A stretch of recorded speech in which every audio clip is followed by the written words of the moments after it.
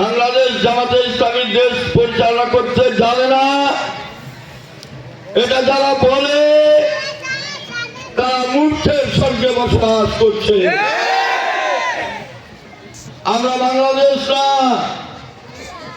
আমাদের কাছে যে অস্ত্র আছে এই অস্ত্র দিয়ে আমরা গোটা বিশ্বকে চালাতে পারবো ইনশাআল্লাহ।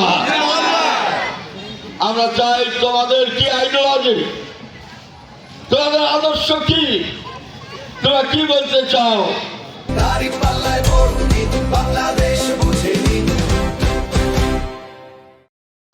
তোমরা আমাদের পোস্টার ছিঁড়ছ, আমরা সহ্য করেছি, মনে করবে না পোস্টার ছেলেটা এটা দুর্বলতা। আমরা কিছু বলছি না, প্রশাসনকে বলছি পোস্টার ছিঁড়ে তো তোমরা আমাদের আন্দোলনকে বন্ধ করতে পারবে না, আমাদের প্রচারকে বন্ধ করতে পারবে না। পোস্টার তোমরা ছিঁড়তে পারো, তোমরা আমাদের মার্কাটাকে ছিনিয়ে দিতে পারো, মানুষের অন্তর থেকে মার্কাকে ছিনে নেওয়া তোমাদের কোনো উপায় নেই। ভাই ও বোনেরা, আমি আপনাদেরকে স্পষ্ট ভাষায় বলছি, তাদের আদর্শ হচ্ছে এটাই, দুর্নীতি করা, চাঁদাবাজি করা, দখলদারি করা, তাদের নিজের কর্মীদেরকে পাথর দিয়ে পিটিয়ে মারা, এটাই হচ্ছে তোমাদের আদর্শ। আর আমাদের পরে মা বোনদের পরে চোখ লাগিয়ে তোমরা ভোট দিবে আসা তোমরা ভুলে যাও।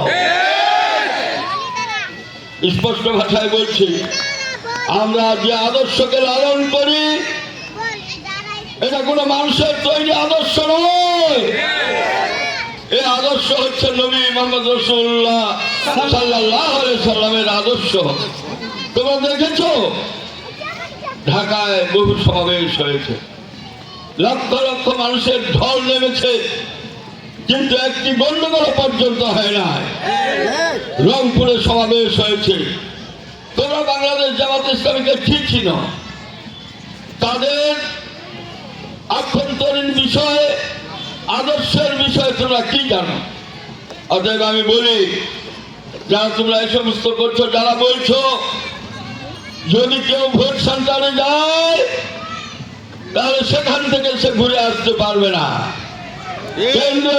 কেন্দ্রীয় নেতা বলতেছে এই কথা। আমি বলি, কোন ভার্সিটিতে লেখাপড়া করছিলেন? জামাতে ইসলামীর ভার্সিটিতে ভর্তি হতে হবে,